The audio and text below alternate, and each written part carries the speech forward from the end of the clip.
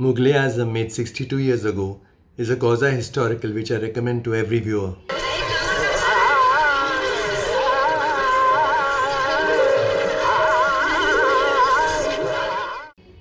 A work of art is the only phrase to describe this historical, whose grand palaces and fountains look has an epic sweep and whose heart-wrenching romance has the tenderness of a feather's touch.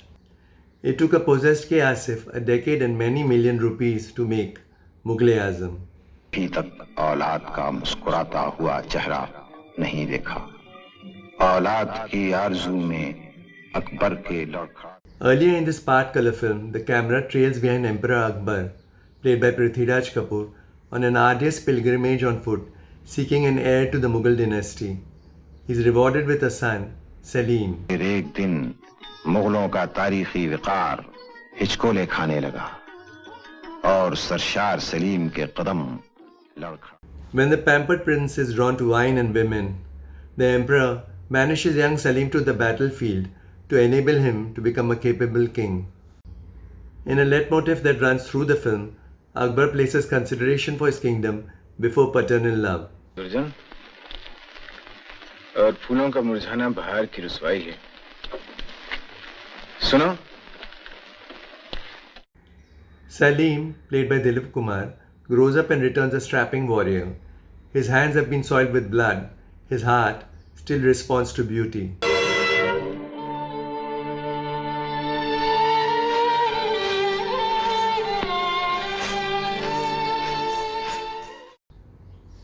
Salim is spellbound by a live statue created by an anti-establishment sculptor played by Kumar. The statue is of Nadira, played by Madhubala, a commoner with uncommon beauty and talent.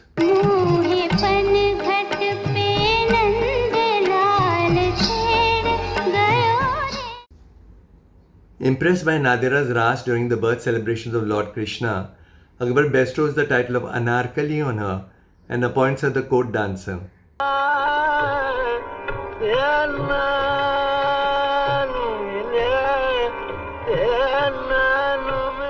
Salim goes one step further and appoints her queen of his heart. With the help of a chirpy go-between, Suraya, Salim and Anarkali's romance blossoms. The flames of their passion reduce a jealous minor royal, Bahar, played by Nigar Sultana, to ash. Bahar's eyes, which sparkle like diamonds but are cold, hover on both the prince and the crown jewels, and she leaves no stones unturned to sour things for Salim and Anarkali. ताज उन सरों पर नहीं रहता जिनके करीब खौफ आ जाए. तुम इस शानदार मुल्क की मलिका बनना चाहती हो. Bahar informs Akbar about Salim's nocturnal rendezvous with Anarkali. K. Asif's mastery over the medium is evident in the tense sequence where Akbar thunders into Salim's chambers and catches him with Anarkali.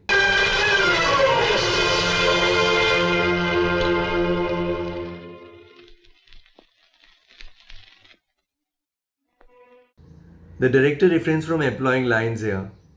Anarkali faints in Salim's arms. In doing so, she breaks his string of pearls. The sound shatters the ominous silence.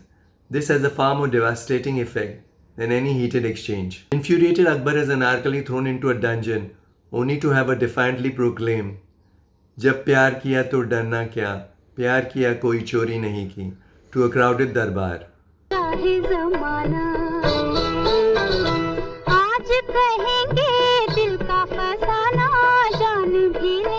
Akbar goes red in the face, but nothing can change the besotted Salim's mind. Neither sentiment, his mother Jodhabai, played by Durga Khote, tries to sway him, nor reason. Akbar appeals to Salim's sense of duty, not treason. Akbar wages and wins a war against Salim and says he'll be spared any punishment if he hands over Anarkali. A desperate Akbar orders Anarkali's execution. He asks her for a dying wish, and she says that she would like to be Salim's queen for a night, so that his promise to her is fulfilled. Akbar grants her wish.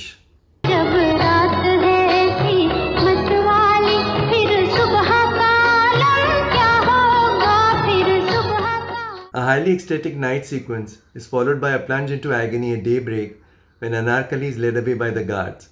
But will this indeed prove to be the last night of Anarkali's life? K. Asif limns the film in his individualistic style, not a single extraneous frame, and a relaxed telling of the story.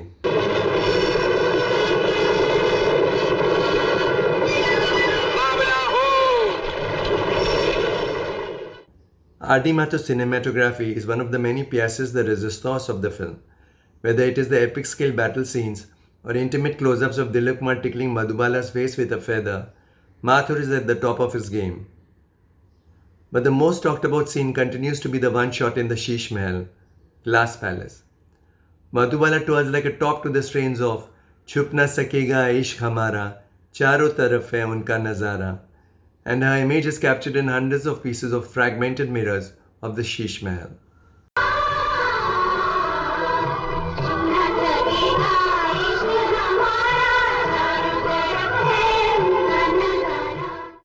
In a subdued role, Dilip Kumar expertly counterbalances fiery dialogue with eloquent silences.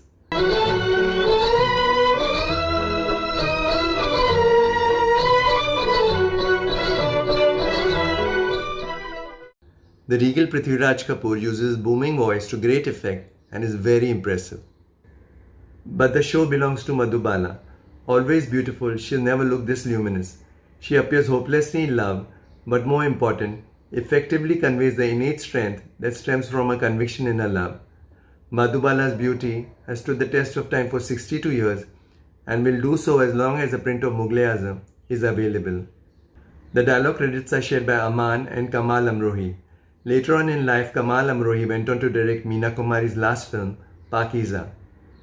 An interesting bit of trivia, Aman was Zeenat Aman's father. A heated exchange between Akbar and Jodhabai. Hindustan कोई तुम्हारा दिल नहीं कि लौंडी जिसकी मलका बने। तो मेरा दिल भी कोई आपका हिंदुस्तान नहीं जिस पर आप हुकूमत करें। Sidelights. The story, adapted from a famous stage play, has been successfully filmed as Anarkali before, most famously with Beena Rai in 1953. K. Asif had originally conceived the film in the 1940s with Nargis, Sapru and Chandramohan in the roles eventually played by Madhubala, Dilip Kumar and Prithviraj Kapoor. Before each shot, Prithviraj Kapoor would look into a mirror as tall as himself.